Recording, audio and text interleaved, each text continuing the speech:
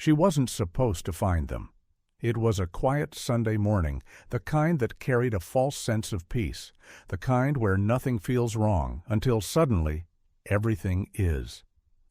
I was in the kitchen making coffee when I heard the sound of paper, not the rustling of a magazine or the folding of laundry, but that unmistakable, deliberate shuffle. Pages being pulled, letters being read. My heart didn't sink. It froze. I turned the corner and saw her, standing by the dresser, eyes fixed, hands trembling slightly. In her fingers, folded pages yellowed with time. Her lips were parted, but she wasn't breathing. She didn't look at me, not yet. She just kept reading. I could have said something. I should have. But all I did was watch her world come undone, one handwritten word at a time. The air between us grew heavy, like a storm building, but never breaking.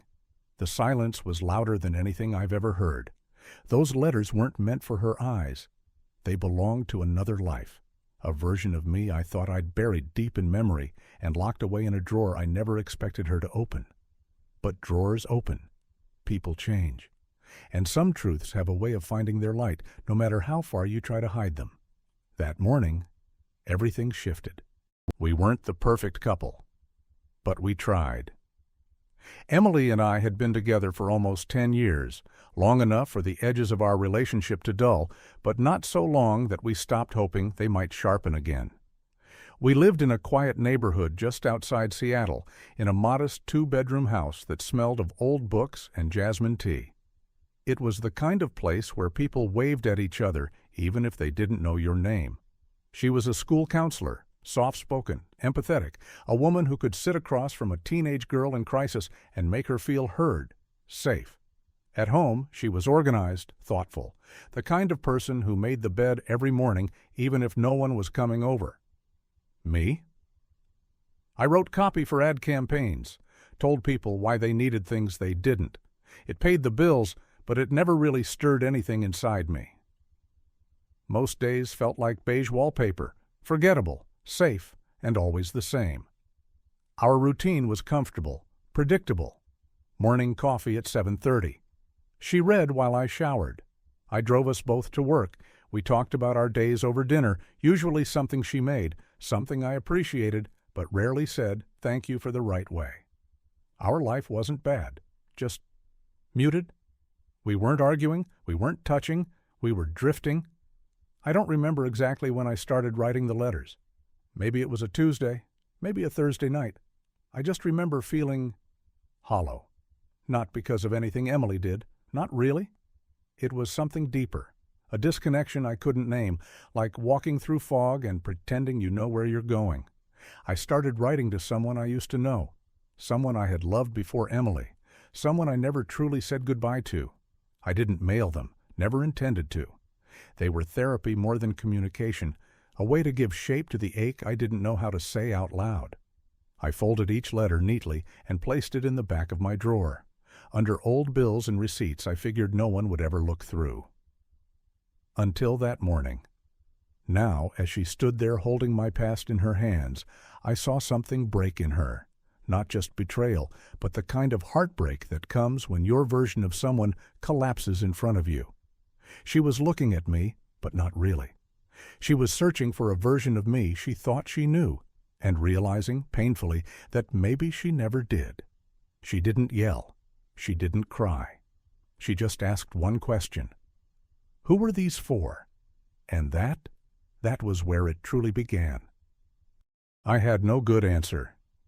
As Emily stood in the kitchen, clutching the worn pages like they were radioactive, I felt everything collapse inward. Her question echoed in my mind. Who were these for? And every possible answer tasted like rust in my mouth. They weren't meant for anyone, I said finally.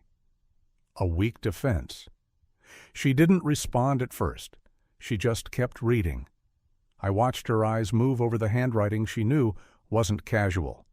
My script was careful, intentional. These weren't notes. These were confessions, memories, regrets, love, displaced.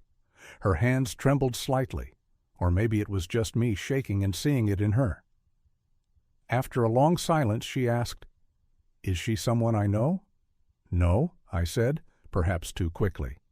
That wasn't a lie, but it wasn't the whole truth either.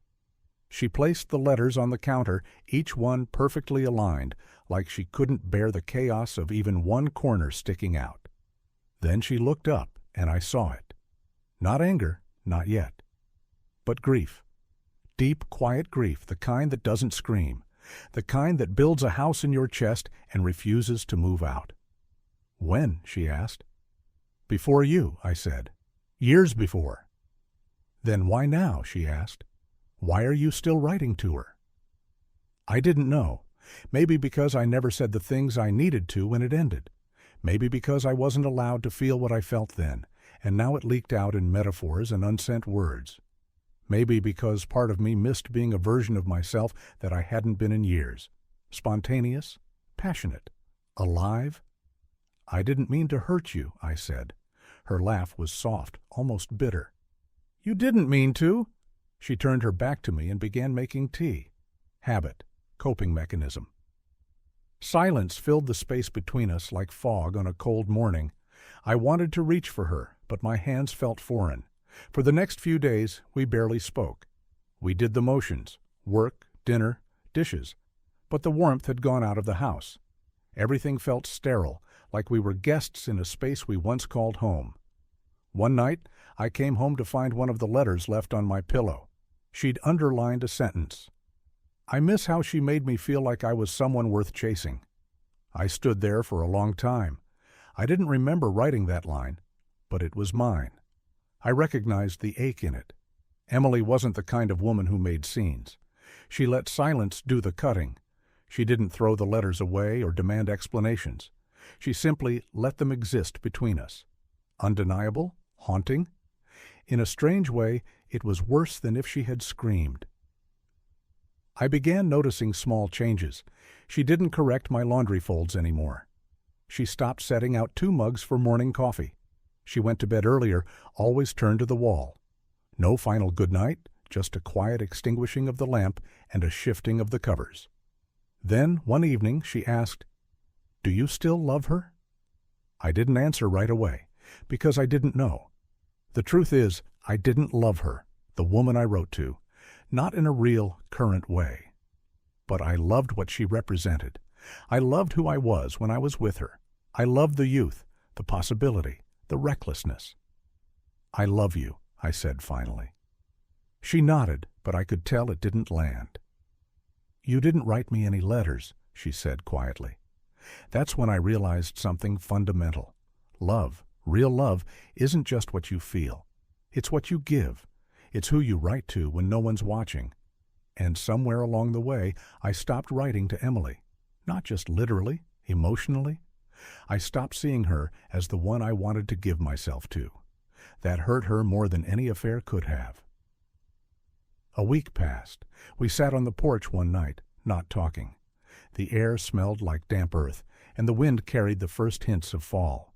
She finally said, "I don't want to lose what we had, but I can't pretend nothing's changed." "I know. I don't need you to stop remembering her," she added. "I just need to know you're here, with me, not in your head, not in the past." "I want to be," I whispered. "I want to believe that." And there it was, the thread we could still hold on to. Thin, frayed, but real. Over the next few weeks, we started again. Small steps. I began writing letters again, but this time to her. I didn't show them at first. I just tucked them into her books, her coat pockets, between pages of the crossword puzzle she always half finished. Words of gratitude, of noticing, of remembering.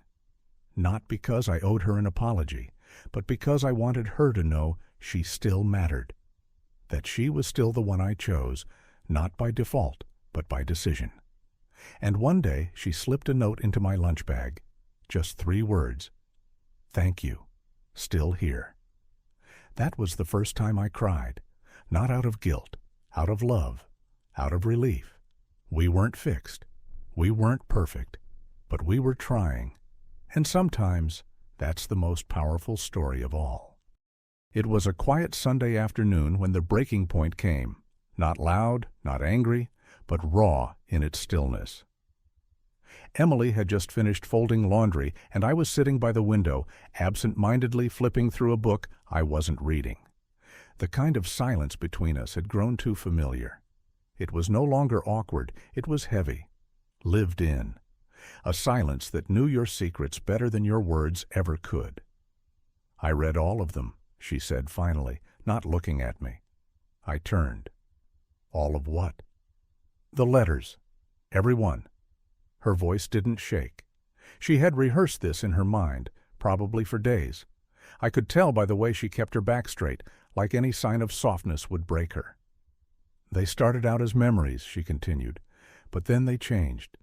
You started imagining what it would be like if she came back. You started dreaming about roads not taken." I opened my mouth to speak, but she raised a hand. "I'm not angry about the past," she said. "I'm devastated about what it's done to our present." That hit me harder than any accusation could. She sat down across from me, her hands resting in her lap. "Do you want to know the worst part?" she asked. I nodded. "You used to write like that about me. In the early days, you'd leave me notes, silly poems. You'd look at me like I was the only thing that made sense in your life. I kept those. They're in a box under my side of the bed." Her voice cracked for the first time. "But I had to dust them off the last time I opened it. Dust. Like they were relics, I felt something inside me sink. All this time I thought I was simply remembering a chapter of my life. I didn't realize I was erasing the current one in the process." "Why didn't you tell me earlier?" I asked. "I was scared," she said. "Scared that if I pointed it out, you'd confirm my worst fear, that you had emotionally left, and I was just holding space." We sat in silence for a long time after that, long enough for the light in the room to shift, for the shadows to stretch across the walls. "I never stopped loving you," I said quietly. "I know," she replied, "but you stopped showing it." I leaned forward. "Help me fix this." Her eyes were tired. "It's not about fixing. It's about rebuilding. Slowly. Honestly." She got up and went to our bookshelf. After a moment of searching, she pulled out a leather-bound journal and handed it to me. "If you're going to write," she said, "write to me again. Not to her, not to who you were, to me now." I opened it. Blank pages, 100 chances to begin again. That night, as she slept beside me, this time closer than she had in weeks, I wrote my first letter. No metaphors, no nostalgia, just truth. The next few days were full of silence, but it wasn't the heavy kind from before. It was different now, lighter somehow, almost as if the air between us had been cleared of some unspoken tension, leaving behind space for something new. Emily didn't say much, and I didn't either. The days passed with little more than quiet acknowledgments, gentle touches, and simple moments that felt different than before. It wasn't like things were magically fixed, but they felt possible. I started writing every night, not just notes, but real, heartfelt thoughts. I'd sit at the desk in the corner of the room, watching the soft light of the lamp cast long shadows, and I'd pour everything onto the page, the frustrations, the mistakes, the hopes. Each night I'd fill the journal she gave me with words I never knew I had. She would always peek over my shoulder when I finished one, her eyes softer than before. And every time she would smile just a little. Not because I had written something profound, but because she saw I was trying, really trying. "I see you," she whispered one evening, the words barely a breath between us. That was enough. It wasn't a quick fix. There was no instant transformation. But I knew we were taking small steps forward. In those quiet mornings over coffee, I felt something beginning to rebuild, not just trust, but connection. We were finding each other again. The next time I held her hand, I felt the weight of her fingers, the familiar warmth of her touch. It wasn't the touch of the woman I used to know, but the one I was rediscovering. A new version of her, a new version of me. There would be more difficult conversations, no doubt. We still had a long way to go, but for the first time in a long time, I wasn't afraid of the future. I didn't have all the answers, and neither did she, but for the first time we were walking the same path, together.